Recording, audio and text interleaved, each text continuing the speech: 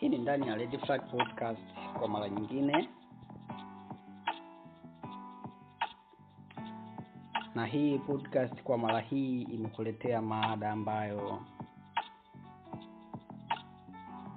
ni very tactical sana. Turudisha nyuma sana. Tuone leo hii podcast imeleta mada gani. Mada ya leo ni negative attitude.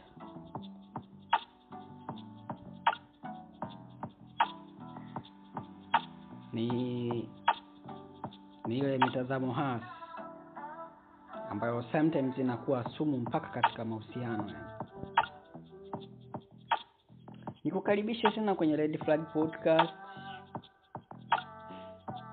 mahali ambapo tunatambua ishara nyekundu kabla hazijatuharibia maisha. Na leo tunagusia jambo ambalo limevunjilia mbali sana mahusiano mengi. Inaweza kaa kifamilia, limekuharibia kazi, sometimes limeua ndoto, limekuharibia hata mahusiano ya kimapenzi, ndoa, na kuwafanya watu wengi wakimbizwe hata na watu wale ambao walikuwa tayari kuwapenda kwa dhati, maybe kwa mitazamo hasi, yani negative attitude. Hii negative attitude ama mitazamo hasi, tunaangalia sumu zake sasa. Hizi sumu zake ziko wapi ndani ya negative attitude? Ama mitazamo hasi sumu yake inatokea wapi au inatokeaje? Kuna watu hawakosei kwa matendo yule, lakini wanaua kila kitu kwa maneno yao. Wako tayari kuona mabaya kila sehemu. Kwao kila mtu ana nia mbaya tu, kila jambo ni njama tu wao wanaona, na kila fursa wanaona kama ni hila vile. Lakini ukweli ni huu: mtazamo hasi ni sumu polepole sana. Unaua taratibu, kimya kimya. Wakati mwingine unakuwa hata haujui kama inakulia vitu fulani hivi. Mtazamo wako ni kama harufu vile,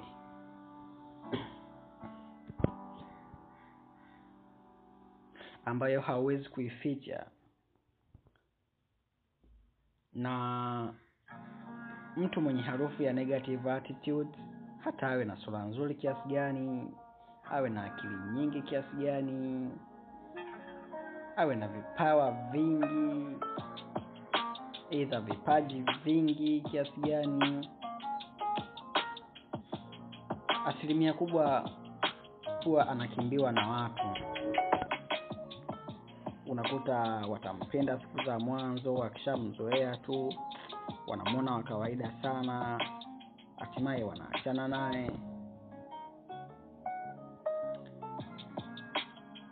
Mtazamo wako ni kama harufu vile, nitakuwa kujua ile.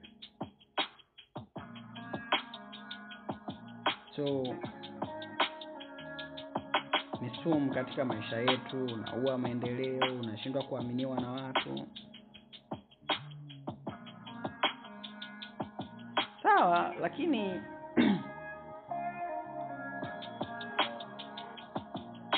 kuna vyanzo ambavyo vinasababisha mtazamo hasi, vinakufanya wewe unakuwa na huo mtazamo hasi. Pengine unakuwa haujui kama unao, ama unajikuta ama unakuwa nao lakini unatamani kuuacha lakini unashindwa. Tuangalie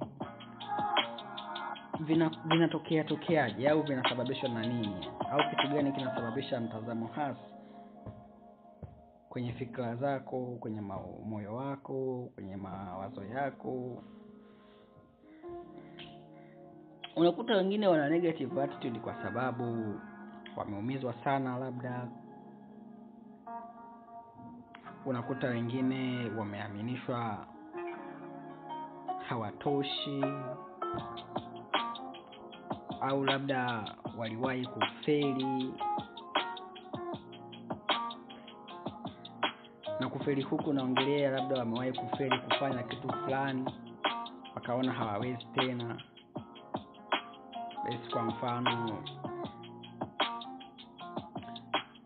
watu wanashindwa kufaulu somo la hesabu, physics kwa sababu wameaminishwa kuwa ni somo gumu. Ama kwa sababu aliwahi kufeli hesabu akaona basi mimi siwezi tena kusoma kufaulu hesabu, akajikatisha tamaa. Hii ni sumu ambayo ninaiongelea hapa. Lakini swali ni je, maumivu yetu ya jana yanastahili kuua fursa ya kesho?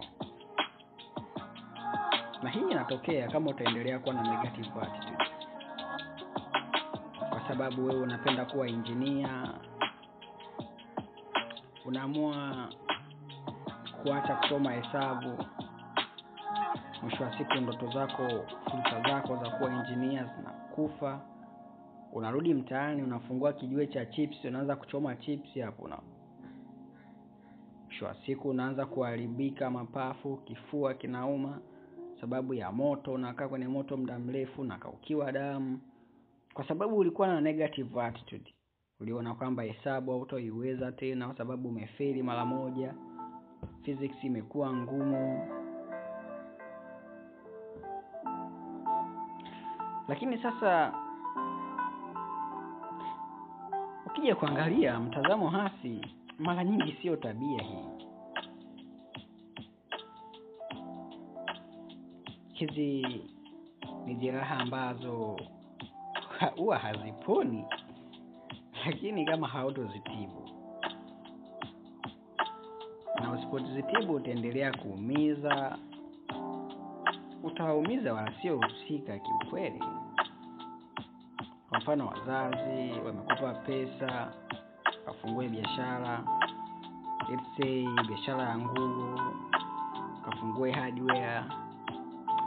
Alafu wewe unakaa unaanza kuona mbona hardware ziko nyingi sana hapa mjini, nitauza kweli, nitapata wateja? Maduka ya nguo yapo kibao sana na fashion hapo ya mitaji mikubwa, mimi napewa kama mtaji kadogo haka. Of course hii inaumiza, inakuua hata kimalengo, kimaendeleo. Inakufanya unakuwa na mawazo finyu ya kufanikiwa. Ukiepuka hili utafanikiwa kwa sababu hiyo biashara waliokushauri wazazi yanaweza akawa ni mtu fulani wa thamani kwako. Ukiangalia hizo biashara ni watu zipo nyingi, lakini kuna watu bado wanafungua na wanauza. Kwa unapoteza fursa kama hivyo, utakuta unawaumiza wasiohusika kama hao. Lakini mitazamo hasi kama hii lazima iwe na madhara au athari kwa mahusiano. Say baba, mama, mahusiano yanaweza yakavunjika. Sometimes kwenye mahusiano labda kimapenzi.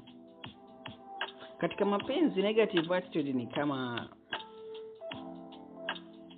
ukuta ambao unajengwa kati yenu polepole sana. Sometimes unapoanza kumshuku mpenzi wako bila sababu, unampinga kila pendekezo analokupa, labda kushauri kitu fulani, unaona yeye ni wa kike tu, au anaanza kuona wewe ni mtu wa kawaida sana. Ama kule kutabasamu kwa mashaka, unamuua kiroho sana, hasa akijua.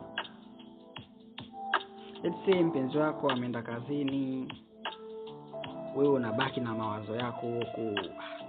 Huyu atakuwa ameenda kazini kweli, huyu wao wameenda kwa mchepuko huko, au atakuwa na mtu mwingine labda. Next time anarudi amechoka, labda anafika analala tu. Kuna vitu vingine mnakuwa hapshiriki, so unaanza kumshuku huyu atakuwa amepata mtu mwingine anamfanyia hivyo vitu. Hii ni mitazamo hasi ambayo inaweza kukufanya ukaonekana haumwamini mpenzi wako, mwisho wa siku anaanza kuhamisha roho yake, anaacha kukuamini. Kuna watu wamepoteza watu wa maana maishani mwao, si kwa sababu ya kosa kubwa yani, ila kwa sababu walikuwa na negative wake. Yani walikuwa negative kila siku. Wao wanawachukulia tu wenzao wanandoa, anamchukulia mume wake ameenda kazini, labda ana mwanamke mwingine, akirudi nyumbani hamjali tena, mwandalie nini. Akiangalia kazini sekretari wake anavutia, ana hiyo shape, lazima anaanza kuvutika kule. Mwisho wa siku anaanza kujitoa taratibu kwako wewe, anabaki tu kwa kuwa amekuoa basi, lakini moyo wake unahamia kwa secretary. Mwisho wa siku anaacha kukupenda wewe mke wake, unabaki unaumia tena, kwa sababu hii yote unakuwa umeisababisha wewe. Na hii inaua upendo kwa maneno na mienendo ya kukatisha tamaa sana, sababu anaona wewe anakutafutia, alafu na hii sio kwa wanawake tu, hata wanaume. Mimi siwezi kumfungulia mke wangu biashara bana, atamtongoza wewe. Na mke anatongozwa. Na hii tunaweza tukaitengenezea mada episode yake kwenye Red Flag Podcast kwa kipindi kinachokuja. Lakini leo tuangazie pia ni njia zipi ambazo zinaweza zikakufanya ukapona kutoka kwenye negative attitude. Kitu cha kwanza, jitazame upya. Jiulize we mwenyewe, ni mara ngapi hukubali neema au mema bila kuleta mashaka? Ni kitu gani ambacho wewe unaambiwa kizuri unakikubali bila kutia shaka? Jiulize. Kitu cha pili, shukuru kwa kidogo. Watu wenye mtazamo chanya si kwamba hawapitii maumivu, ila wanajifunza kuona neema hata katikati ya dhoruba zao. Ese mtu amepata ajali, ameumia kidogo, anatoka anaanza kulaumu, ningekufa kabisa, gari vipi, si nini, mambo kibao, we dereva uko uoni. Anza kumlaumu dereva. Yeye pia binadamu, lakini hakumbuki kuna neema ambayo ameipata kwa kushindwa kufariki. Mtu mwingine anapata ajali anakufa pale pale, alafu wewe umepata tu kidogo kajeraha, ushaanza kumlaumu dereva. Maskini wa Mungu. Shukuru kwenye ajali kwamba Mwenyezi Mungu, ninashukuru kwa sababu sijatoa uhai wangu japo nimepata jeraha. Mungu naye anakuona, anazidi kukubariki. Kitu kingine, omba msamaha, alafu kisha uombe msaada. Kuna watu haujui wanavyoteseka kuishi na wewe. Lese mzazi anahangaika, sometimes anaenda shamba, anauza nyanya mtaani kule ili wewe usome. Halafu umesoma au imetokea hali ambayo hatuifahamu, mwisho wa siku unaamua kutimka zako nyumbani kwa sababu ya influence fulani. Umeshawishiwa kufanya kitu fulani, ukaamua kutimka nyumbani pale kwa babe. Kufika kule labda umeamua kujitafuta mjini huko, maisha yakawa magumu, kaanza kujiuliza ufanye nini.